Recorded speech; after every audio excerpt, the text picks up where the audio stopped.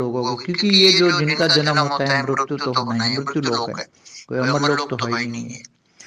तो जितना भी जिए शांति से जिए, मृत्यु का डर न हो, किसी लोक लाज न हो, किसी इंसान से भी न डरे। डरे तो अपने कर्मों से डरे, इसलिए श्रेष्ठ कर्म करें। जब तक श्रेष्ठ कर्म नहीं करोगे, श्रेष्ठ कर्मों की फिलोसॉफी सिखानी चाहिए कि तुम दूसरों को सुख दोगे तो तुम्हें सुख मिलेगा, और सबके लिए अच्छा भाव, श्रेष्ठ भाव रखोगे, शुभ भाव रखोगे, सबके लिए कल्याण की भावना रखोगे तो तुम्हारा कल्याण होगा। दूसरों का अकल्याण करके तुम्हारा किसी का भी कल्याण नहीं हो सकता। इसलिए मृत्यु महान है, क्योंकि मृत्यु के बाद की दुनिया बहुत बड़ी महान होती है।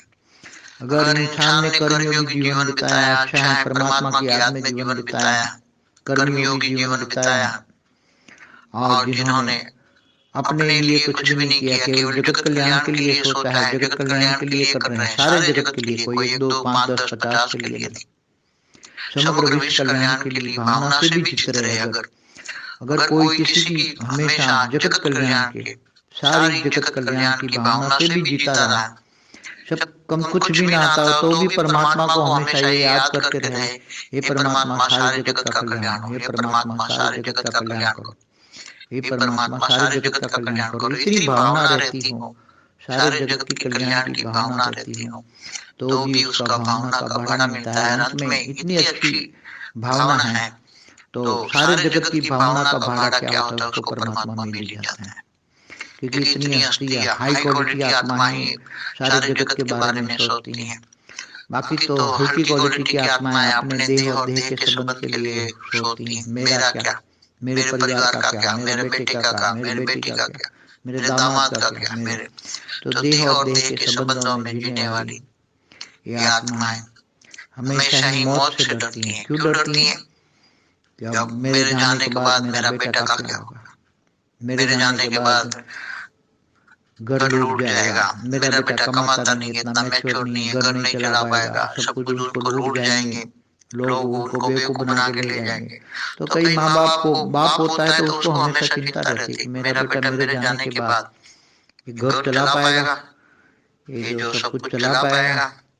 तो कोई ना कोई देह और देह के संबंधों में कुछ न कुछ दुख दर्द होता है, इसलिए मौत मौत नहीं चाहते लोग, मौत नहीं चाहते, और अचानक जब मौत आ जाती है तो फिर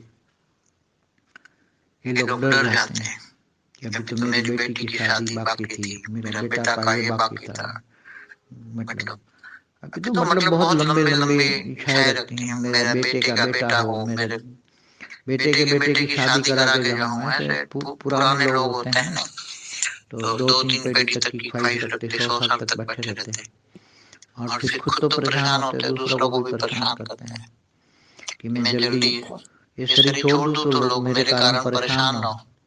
हमेशा ये सोचना चाहिए कि मेरे कारण लोग परेशान ना हो, ये हमेशा सोचना चाहिए, चाहे देह और देह के संबंधी हो, कोई भी हो, हमारे कारण किसी को परेशानी ना मिले।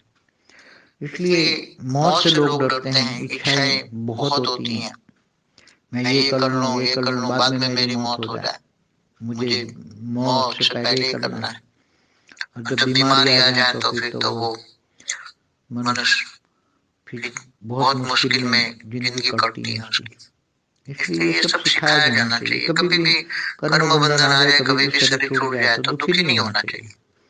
भाई रामो कृष्ण को भी तो शरीर छोड़ के जाना पड़ा था, वो तो ऑलमाइटी अथॉरिटी के अवतार गिने जाए, तो भी उसको जाना पड़ा। तो ये तो मृत्यु लोग है। 5 तत्वों का शरीर, तो 5 तत्वों की शरीर के ऊपर तो यही नेचुरल लॉ लगेगा, 5 तत्वों का नेचुरल लॉ लगेगा, उसमें कोई ऊपर परम धाम वाला लॉ यहाँ धरती पर नहीं लगेगा। ये परम धाम, अगर परम धाम का लॉ लगे तो यहाँ सब परम धाम में पावर आ जाए, तो सब ये मृत्यु लोग छूट के परम धाम हो जाए।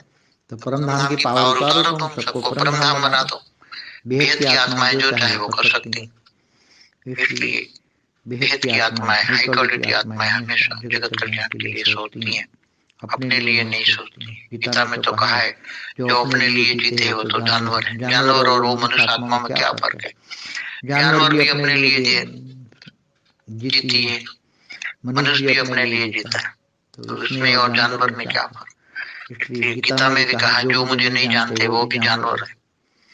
तो मूढ़ मति मुझे नहीं जान पाते, तो अति दिव्य बुद्धि वाले बने, हमेशा सबकी सोच रखे, मृत्यु से न डरे। सबसे बड़ी बात है लाइफ आफ्टर डेथ के बारे में सोचे। लाइफ आफ्टर डेथ ही बहुत अच्छी जिंदगी बनती है, वही रियल जिंदगी है। ये मृत्यु, इस धरती पर मृत्यु तक तो थोड़ी सी जिंदगी होती है। ग्रेटर लाइफ आफ्टर डेथ, असली जिंदगी तो तुम्हारी मृत्यु के बाद शुरू हो जाती है। असली मृत्यु धरती के छोड़ने के बाद अगर ऊपर के लोकों में चली जाए, दूसरे लोग, तीसरे लोग, चौथे लोग, तो सच्ची जिंदगी तो मरने के बाद शुरू होती है। ग्रेटर लाइफ आफ्टर डेथ, मौत के बाद की जो दुनिया है, इनकी हमेशा चिंतन करें। मौत के बाद मैं कैसे परम धाम चले जाऊं, ऊपर के लोकों में कैसे चले जाऊं, कर्म बंधन तोड़ के कैसे चले जाऊं, जीते जीते ही कर्म बंधन तोड़ दूं, कर्मातीत अवस्था हो जाऊं। तो उसके लिए हमेशा जीना चाहिए, मौत से घबराना नहीं चाहिए।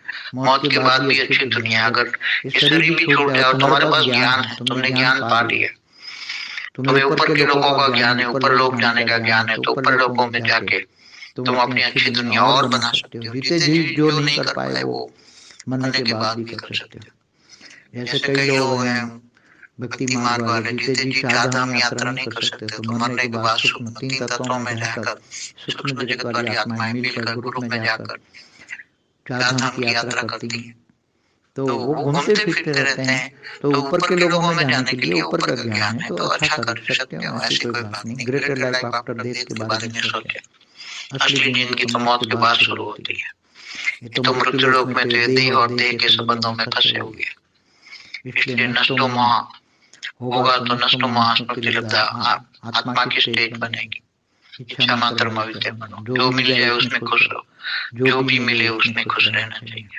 ये चाहिए चाहिए चाहिए चाहिए, जब तक चाहिए तो कभी शांति नहीं मिलेगी, न सुख मिलेगा।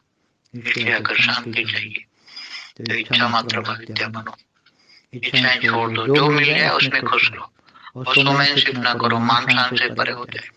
ज्ञानी आत्मा मान शान से परे होती है, कोई मान दे या शान दे, उसमें हमेशा एक रूप अवस्था।